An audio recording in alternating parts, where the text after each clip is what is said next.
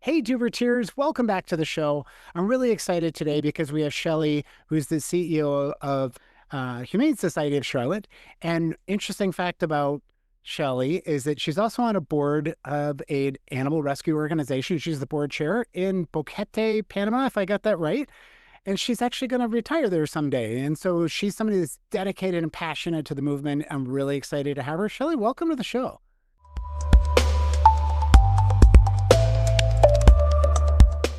Thank you. I'm excited to be here. I'm really excited to have you. So tell us a little bit about you and tell us about what you're doing. Well, I have worked in animal welfare over 40 years. Gosh, that makes me feel really old. I started when I don't know how that. yeah, right. I started when I was 5. No, I started right after college and didn't really expect to do this work. It's not like I grew up and said I want to work in an animal shelter, but started actually by accident. I went to a shelter and visited one day with a friend and ended up thinking it was really cool, the work they were doing there. And I started working in animal care. And so did that work for a little bit and ended up becoming an enforcement officer, worked in animal services for a while, and then did cruelty investigations. My academic background's in criminology, so I felt like I was justifying my college degree to some extent. And I did that and then ran that division for a while. And that was in a government agency and decided that really wasn't my thing and went to the nonprofit side after that. So I have led 3 nonprofit humane societies. This is my third here at Humane Society of Charlotte.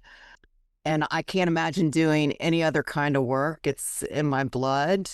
Have known to be kind of a fixer and going into small grassroots organizations and build capacity to get them to a point where, ironically, they could build new animal shelters and facilities. Cool. So I have built 4, more than anybody in the I country. was just going to say, I don't think I've ever talked to anybody that's done. I mean, people I talk to sometimes like, we're building a new shelter. It's a new experience. You've done it 4 times. Yeah, I've done it 4, and believe it or not, Chris, planning to do an expansion before I retire, so it will be 5. Well, I've been only 29. You got to, another 8 years, right? Like, So yeah, so I have I've seen a little bit of all kinds of different organizations, different models, private, hybrids, private with public contracts, and then, working in government too. So I've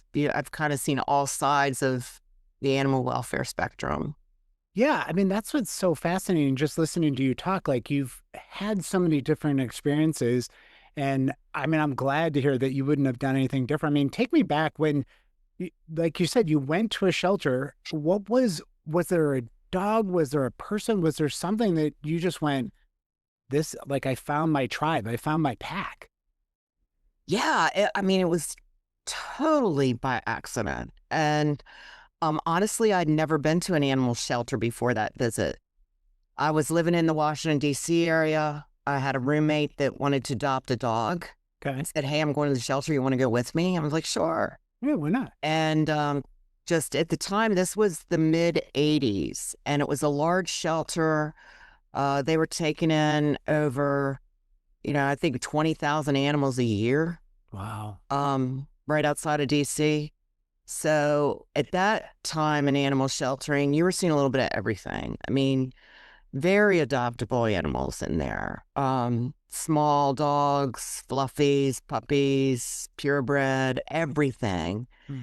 And I had really never been around as a child. I didn't have a dog. My father was allergic, so I couldn't have a pet, but I loved them. So I was like, oh my gosh, like this is such a cool job, like all these dogs. And I just mentioned it to someone that was working there, and she said, we're always looking for part-time help. And I had a full-time job at the time, but I started working part-time evenings and weekends and animal care. Hmm. And from there, I knew after a few weeks that it was the work that I wanted to do to some capacity. I had no idea I was going to end up being a CEO, Yeah.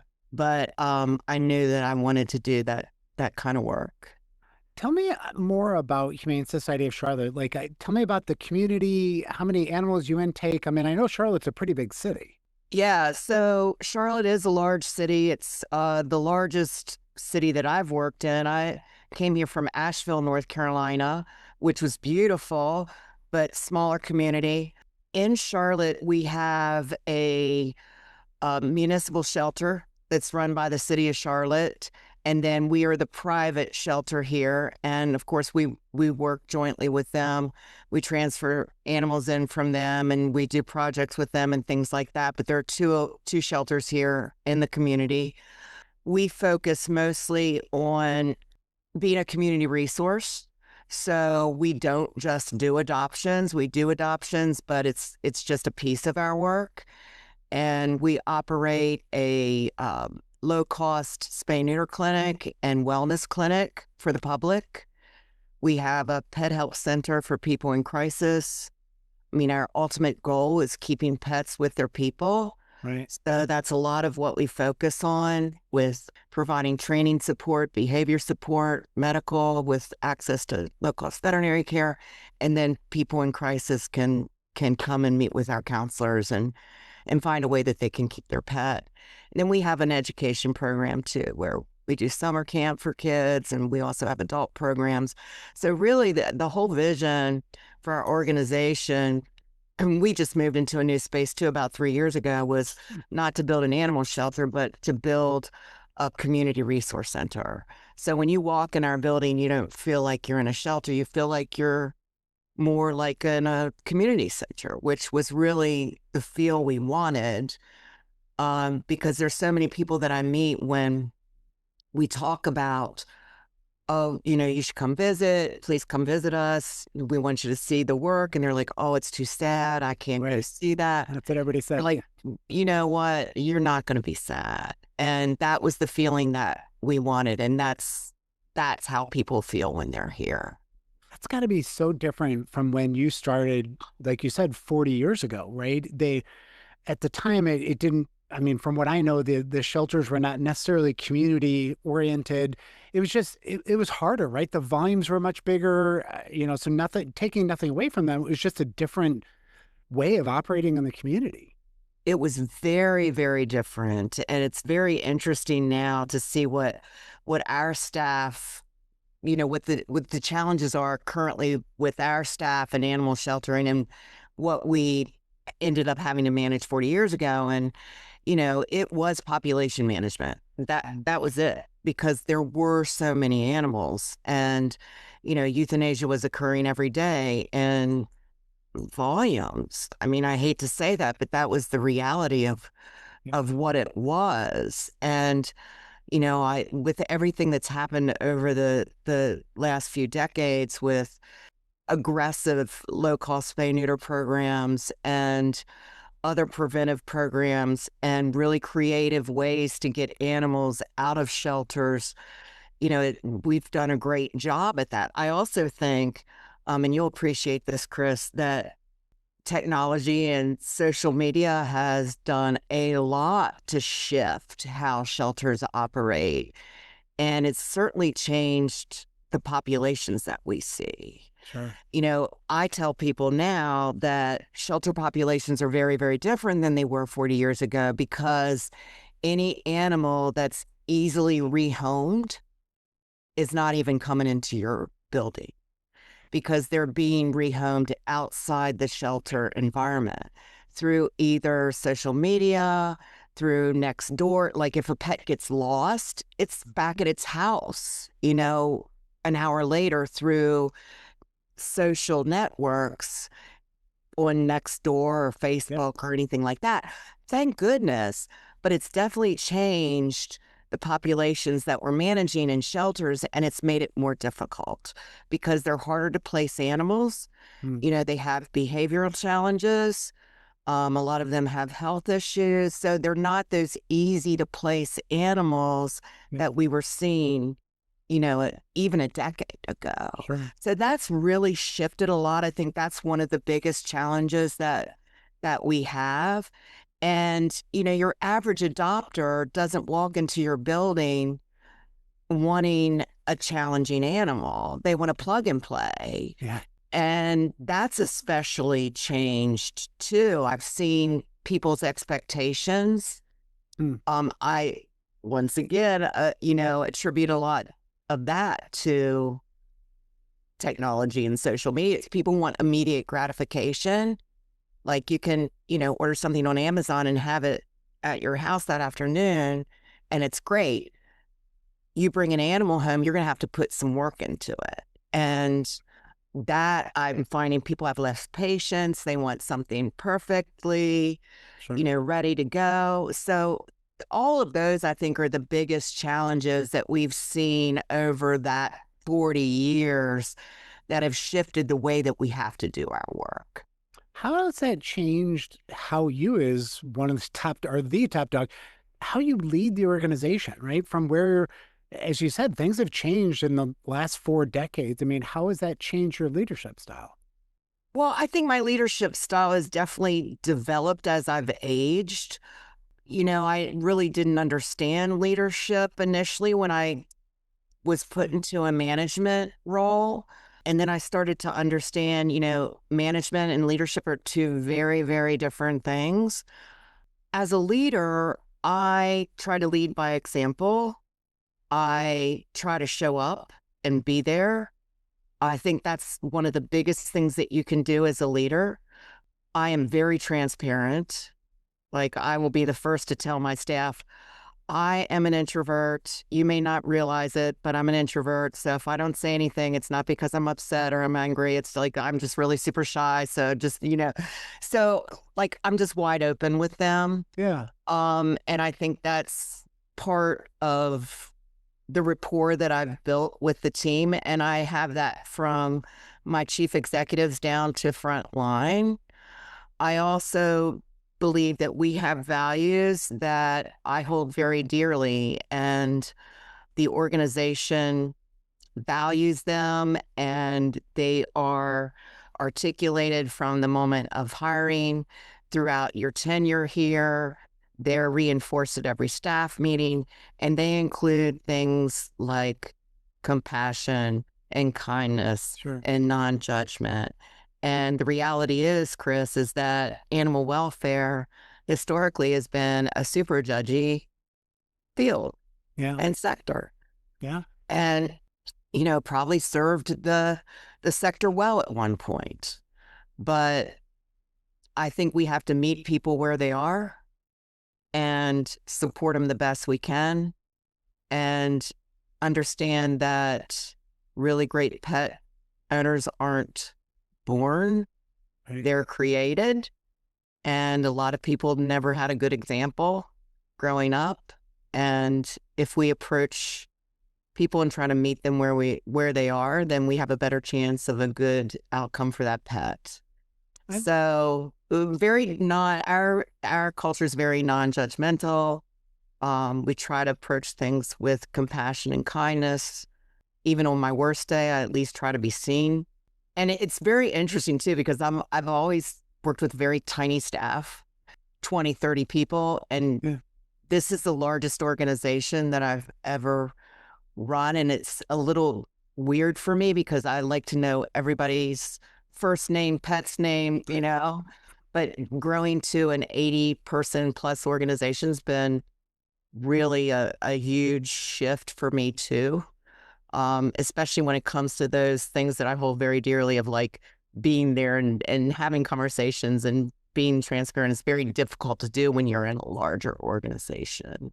Yeah. It's hard. I don't know if that answered your question, It but does. No, and I really love the fact, I mean, it does start with you, the tone at the top, right? And I can sum up some of the things you said into find a reason to say yes, right? Meet people where they are with compassion, understanding, because, oftentimes in a shelter environment, you might be encountering people on one of the worst times of their life, right?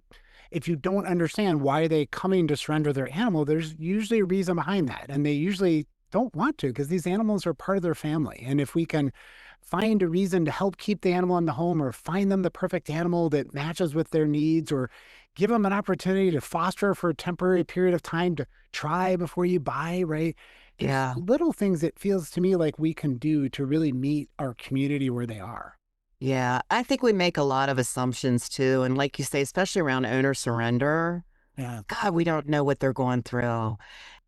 I think the hardest thing is that once they show up at our door, they've already grieved. Yep. They've already made that separation in their heart to be able to do that. So don't judge how they show up because you don't know what they've gone through. And I think that's a hard one, especially for your younger staff, because all they see is this like, I can't keep it. Yeah, this stoic person that's just very unemotional. But to your point, they've already grieved. They've already had to get themselves to the point that this is the last resort. This is the best. I can't even, I'm getting choked up thinking about it. I know. I Someone know. gets to that point in their life and they say, for whatever reason, whether it could be a medical bill or food assistance or housing is a huge issue, as you know, Yeah. and they've made the decision, they've exhausted all the resources that they know of. And now they show up at your door. And like you said, it's got to be really hard. I mean, how do you motivate your staff through those things when it's like you're dealing with some really difficult situations? Yeah. I mean, I think we try to provide them the best support we can to our staff. We, about a year and a half ago, hired our first licensed social worker on our team, Nice. and she oversees our crisis support department, our community outreach department. And, you know, just like you say, like the simplest little thing, we'll have somebody show up and say, you know, I need to move, but the apartment requires a pet deposit. I can't afford it. We will pay the pet deposit for them Nice. so they can keep that pet. You know, that's the kind of work that is meaningful to be able to help people keep their animals. I love that. Shelly, if you went back on a time machine 40 years ago to your younger self, what advice would you give her? Probably to be more forgiving of myself. I'm always very hard on myself. I think it took me a while also to get out of that judgment space. I probably did it before a lot of my peers or the people that moved into the field, but I was still pretty judgy early on. I think doing animal cruelty investigations helped somewhat because it was a survival skill to be able to go on to somebody's property and see a bad situation and be able to have a conversation with them that didn't put you in a threatening space or have a gun. I mean, I've had guns pulled on me, but I've been able to talk my way out of it. Learning how to kind of have those conversations in a way where people don't feel threatened, I think was super helpful, but probably less judgmental when I started. I was so young. I mean, I didn't know what I didn't know then. And I try to remember that because I have a very, very young team and they're still learning all those lessons. But I was very fortunate that I was given opportunities and I had good mentors, and I learned a lot from them.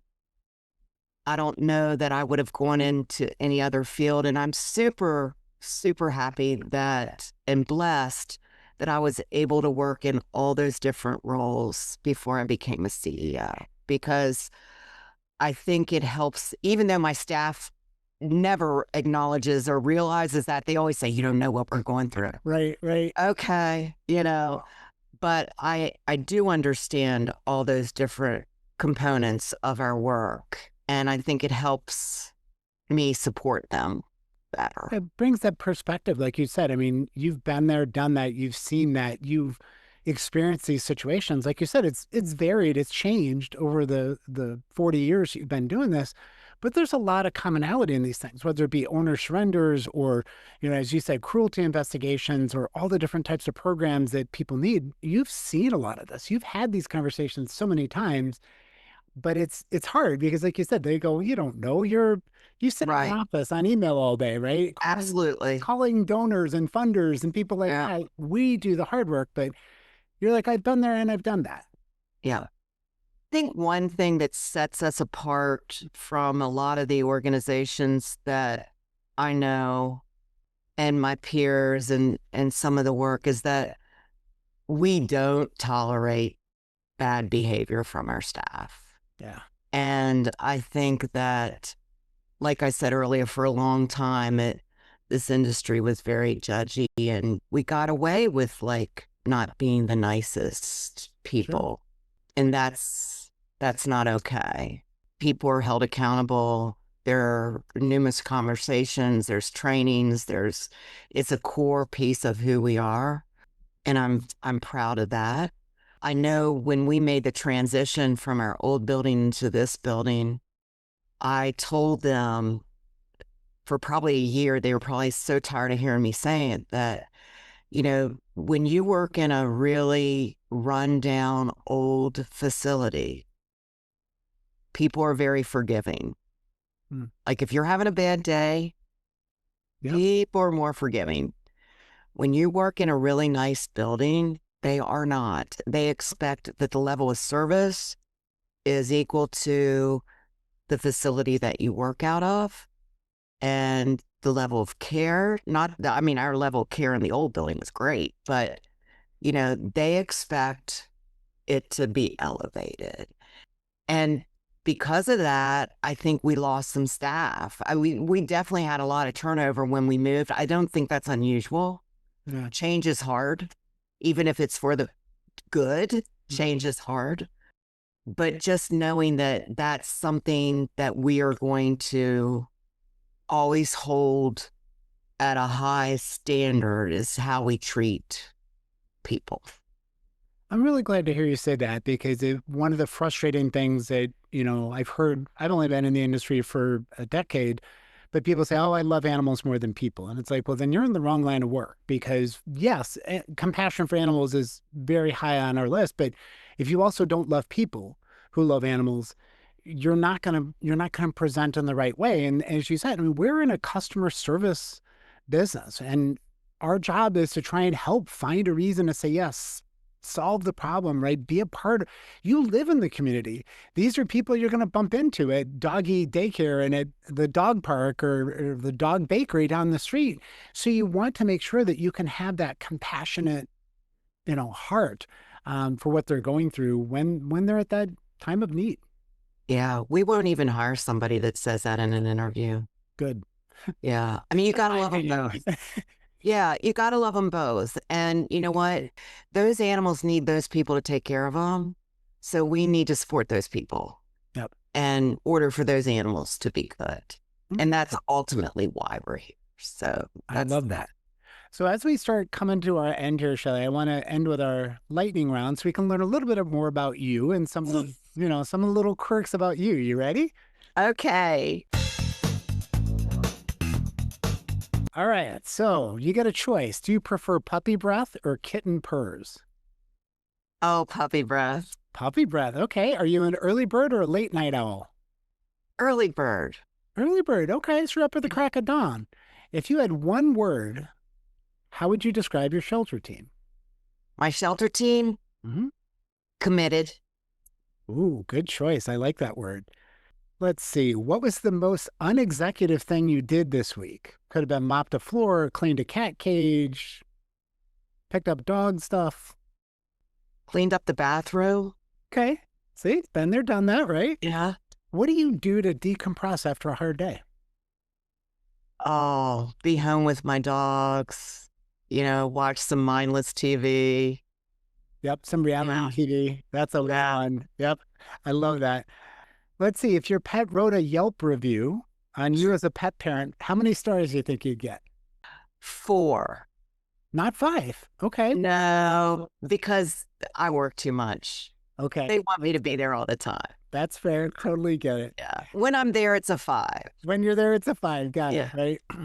And then the last thing, I mean, what do you want your legacy to be? I want my legacy to be someone that was known to elevate people to be their best and to create future leaders. Like I mentioned, I've been very fortunate to go into very grassroots organizations and build them to a place where they're, mid to large size organizations doing wonderful things. I've also been fortunate to have several of the people that worked for me and middle management positions go and become executive directors and CEOs. And that means a lot to me. It's helping people find their path in this career. I meet one-on-one with every single person that works here within the first 90 days, whether or not they work in the kennel or they're a veterinarian. And during that 90 days, I try to ascertain whether or not they want this to be a career. And if they do, then I try to provide them resources to learn more. I know that that's somebody we probably want to move into opportunities for trainings and things like that. So I'm very focused on trying to create that next generation of leadership. Concerns me a little bit that many don't want to lead, Right. but there's some really great middle managers out there that would be amazing leaders, and I want to see that happen. I love that. I think it's an amazing legacy. And I can just hear from the stories you've already shared that you've done so much in your career. And I just want to say thank you. And thank you for joining me on the program today. Thank you for sharing your story. And thank you for everything that you do.